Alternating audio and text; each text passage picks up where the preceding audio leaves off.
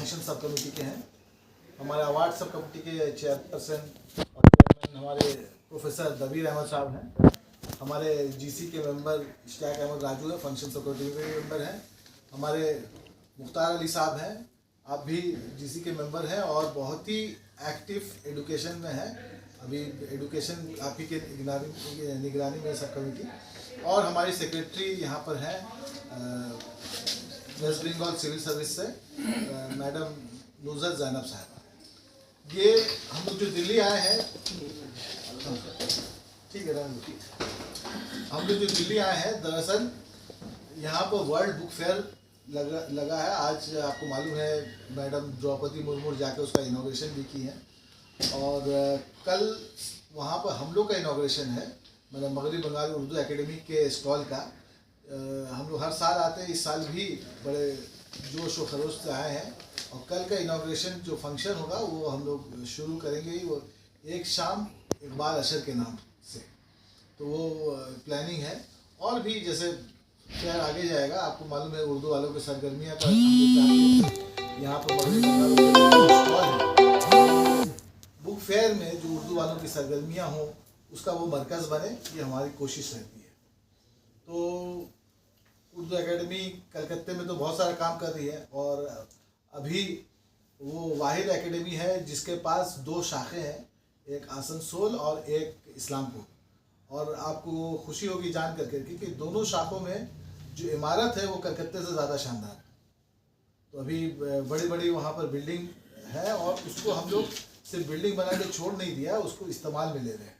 और उर्दू वालों की आसनसोल की सरगर्मियाँ आपको जान के खुशी होगी कि अभी कलकत्ता में हम लोग का जो 17वां all India Urdu book fair अभी मुकम्मल हुआ है और वो बुक फेयर को हम लोग अभी आसनसोल ले गए हैं और आसनसोल में अभी बुक फेयर वो चल रहा है, 5 तारीख तक वो चलेगा। और इसी तरह से अगले साल हम लोगों ने प्लानिंग किया कि इस्लामपुर में भी हो, तो बहुत सारी बातें हैं, वो आपको ये भी दिया गया है। मैं चाहूँगा कि उर्दू एकेडमी की कारकर्दगी के बारे में हैदर साहब थोड़ा सा ब्रीफ कर दें, फिर आप लोग कुछ सवाल पूछेगा तो हम लोग के सब मेंबर जो उसके जवाब देने के बेस्ट होंगे वो जवाब देंगे। अस्सलाम वालेकुम।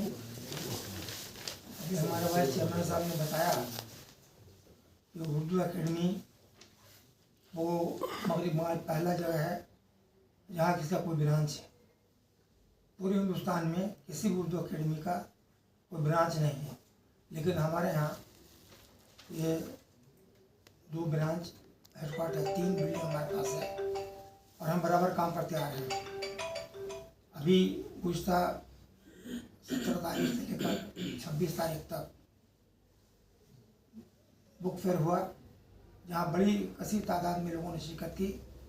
घंटों घंटा बैठ करके प्रोग्राम को देखा, सुना और जब ख़त्म हुआ 26 तारीख को तो पूरे शहर कलकत्ता में धूम सी मची हुई थी। लोगों ने जिसको जैसा भी अच्छा समझ में आया वो तारीफें की। दरअसल उसकी वजह यह है कि पहले मगरबी बंगाल में जब महाज की हुकूमत थी तो उनका कोई फंड नहीं था। 70-75 लाख रुपया उनको साल का मिलता था, जो तनख्वाह भी हिसाब का नहीं होता था। लेकिन ममता बनर्जी जब 2011 में पावर में आई, चीफ मिनिस्टर बनी, तो उन्होंने उर्दू एकेडमी की तरफ ध्यान दिया, क्योंकि वो खुद चीफ मिनिस्टर भी हैं और हमारे उर्दू एकेडमी के चेयरमैन भी हैं। तो उन्होंने अमाउंट को बढ़ा दिया बतरतीब, हर साल 3 करोड़, 5 करोड़, 7 करोड़, 12 करोड़। इसके बाद इस साल 18 करोड़ बजट है। इसमें हमारे वाइस चेयरमैन का बहुत बड़ा हाथ है, उनके इन्फ्लुएंस की वजह कर अमाउंट बढ़ा इतना हुआ। इंशाल्लाह काम होगा तो आगे अभी हम लोग कुछ बढ़ाएंगे। तो हम लोग के बारे में आमतौर पर अखबारों में आता है कि सब हम लोग मुशायरा कराते हैं, सेमिनार कराते हैं, इससे उर्दू को क्या फ़ायदा होगा, कौम को क्या फ़ायदा होगा। लेकिन जो समझदार लोग हैं, पढ़े लिखे लोग हैं, वो जानते हैं कि कोई भी ज़ुबान हो, ड्रामा फेस्टिवल हो या ड्रामा हो या सेमिनार हो या मुशायरा हो, वो उस ज़ुबान की तरक्की के लिए काम करता है। लोग शौक़ से जाते हैं, ड्रामा देखते हैं, मुशायरा सुनते हैं, और ये तीनों चीज़ किसी भी ज़ुबान के अदब का हिस्सा होता है। हमारे अथवाई बड़े बड़े शुरा का नाम गुजरे हैं,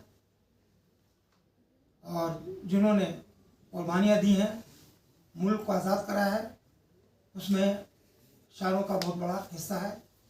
इसलिए हम लोग उसको मनाते हैं, लोगों के सामने पेश करते हैं। इसको बहुत पसंद किया जाता है। आवाम की एक बड़ी तादाद बहुत खुश है, इसको पसंद करती है। लेकिन एक तरफ जब हम ये सामाजिक काम करते हैं या कल्चर प्रोग्राम करते हैं तो उसके साथ यहीं पर हम लोग देते हैं। उसकी वजह ये आप जानते हैं, पश्चिम बंगाल में मुसलमान बहुत कमज़ोर थे और आज भी कमज़ोर हैं। इसलिए हम लोगों ने उन बच्चों को जो ट्यूशन नहीं पढ़ सकते हैं और वो गरीब है, गुर्बत है, तो हम लोगों ने वहाँ पर तकरीबन 50-52 उर्दू एकेडमी तरफ से ट्यूशन सेंटर हम लोगों ने काम किया है, जिसका खर्च 1 करोड़ से ज़्यादा आता है। हम लोग हर साल बुक ग्रांट तस्लीम करते हैं बच्चों में। करीब 1800 से 2000 बच्चों को फी का 500 रुपये दिया जाता है। ये भी करोड़ के ऊपर जाता है, 2 करोड़ की प्रोग्राम बनती है। इसके साथ ही हम इंडोर भी उनको प्रोग्राम देते हैं, उनको तालीम देते हैं। जैसे जो बंगाली हजरत हैं वो उर्दू जानना चाहते हैं तो हम उर्दू सिखाते हैं। और मुसलमान बच्चों को तो हम लोगों ने इस वक्त एक मिशन बना लिया है कि जितने बच्चे होंगे उनको एक सब्जेक्ट बांग्ला पढ़ना चाहिए। उसका लॉजिक ये है कि अगर आप WBCS, IPS, IAS भी जाते हैं तो आपको परमिशन कभी नहीं मिला, क्योंकि आपको बांग्ला जानना बहुत ज़रूरी है। तो हम लोगों ने कोशिश की, हमारे वाइस चेयरमैन साहब नदीम साहब ने एक मिशन बना दिया है, एक तहरीक बना दिया है कि लोग अपने बच्चों को बांग्ला सिखाएं। बांग्ला सीखने के बाद ही उनकी तरक्की हो सकती है। मैंने बहुत से अफसर आज ही पढ़े हुए हैं जो बांग्ला नहीं सीखे हैं, उनको परमिशन नहीं मिला। और सिर्फ यही नहीं है, बल्कि आपको हैरत तो सुन करके उर्दू अकेडमी में हम लोगों ने 2 कमरा मुस्तक किया उन बच्चों के लिए जिनके घर में बहुत लोग ज़्यादा हैं, घर कुशादा नहीं है, छोटा घर है, पढ़ नहीं सकते हैं, उनकी बड़ी परेशानी है।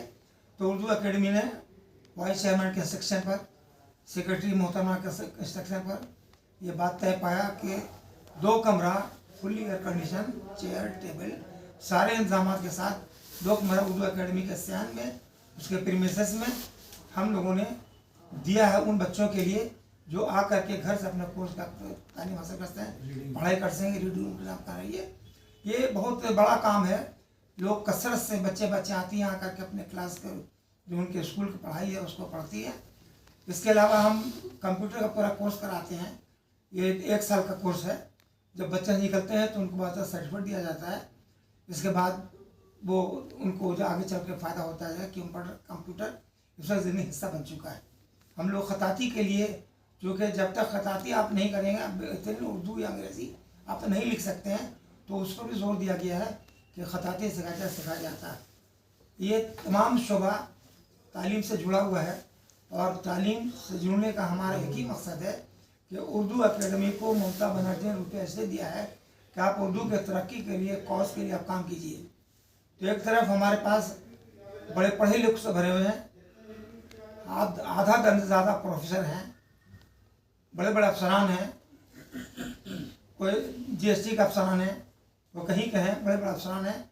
और ये बहुत ही मुखलिस, ईमानदार और अपनी ज़ुबान से मोहब्बत करने वाले लोग हैं। ये तमाम लोग मिल करके फिर नदीम साहब ज़ाती तौर पर बावजूद इसके कि बहुत बहुत बहुत बिजी रहते हैं।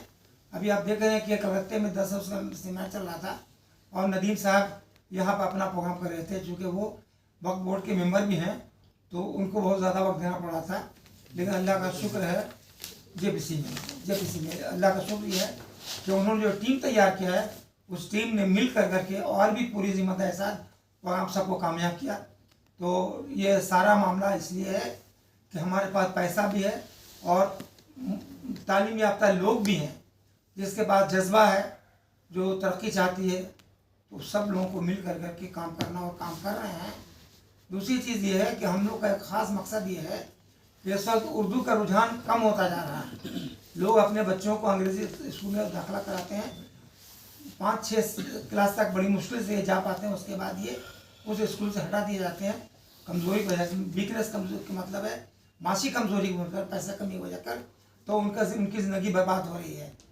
हम ये चाहते हैं, उर्दू अकेडमी चाहती है, इसके तमाम अरकान चाहते हैं, खुद हुकूमत चाहती है, ममता भी चाहती है कि हम लोग उर्दू का जो माहौल था उस माहौल को दोबारा पश्चिम बंगाल में, क्योंकि हमारा जुडिशन पश्चिम बंगाल है, तो पश्चिम बंगाल में हम वो माहौल पैदा करें। इसीलिए जब हमारा 10 दिन का मेला होता है तो हर रोज़ 2 स्कूल से बच्चे आते हैं, उनको कूपन दिया जाता है। कूपन दिया जाता है कि आप किसी भी स्टॉल से, जितना स्टॉल आप कोई भी जहाँ चाहें ख़रीद लें, अपनी पसंद किताब लें, रिसाला लें। क्योंकि जब आप किताब खरीदेंगे तो जाहिर सी बात है कि आप उस किताब को पढ़ेंगे भी, घर में आपके जाएगा तो आपके घर में भी लोग पढ़ेंगे। देखिए, उर्दू सरकारी बात से हट करके ज़ाती बात यह है कि उर्दू हमारी तसख़्ख़ुस है, हमारी ज़ुबान है। अगर हमारी ज़ुबान छीन जाए तो मेरी हसरत ख़त्म हो जाएगी, हमको कोई नहीं पहचानेगा, मेरा वजूद ख़त्म पड़ जाएगा। तो इस ज़ुबान को, जो आपकी अपनी ज़ुबान है, अभी देखिए 3-4 दिन पहले मेला में एक डॉक्टर आए थे, बहुत बड़े डॉक्टर पूरे इंडिया में, वो उनका जॉसन उसके वाइस प्रेसिडेंट हैं, और कलकत्ते में बहुत बड़ा दिमाग का हॉस्पिटल है, उसको डायरेक्टर हैं। उन्होंने कहा कि ये ज़ुबान, उर्दू ज़ुबान, ये यहाँ की ज़मीन से जुड़ी हुई है और हम लोग उसको बेहद प्यार करते हैं, ये बहुत ही मीठी ज़ुबान है। तो गैर मुस्लिम इस तरह से अपने तासुरात दे रहे हैं और हम अपने बच्चों को इंग्लिश पढ़ाते हैं, उर्दू से, अरबी से वो नाबलद होते हैं। ये हमारी तबाही का बास है। और अगर इसी पर हम चलते रहे, इसी तरह काम करते रहे, तो कल ऐसा वक्त आएगा कि हम अपने बच्चों को कलर की नौकरी देना चाहेंगे तो नहीं मिलेगा। इसलिए अपने बच्चों मुस्तकबिल के लिए